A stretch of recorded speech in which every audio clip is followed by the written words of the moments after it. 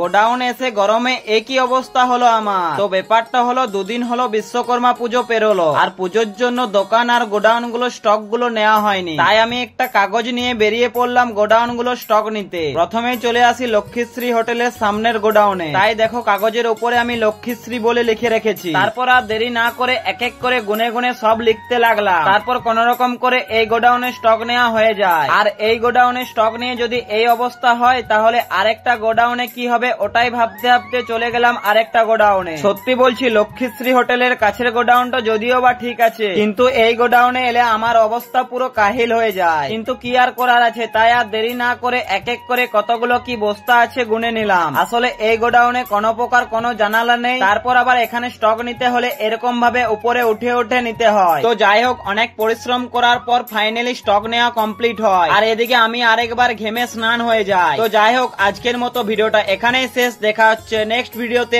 By.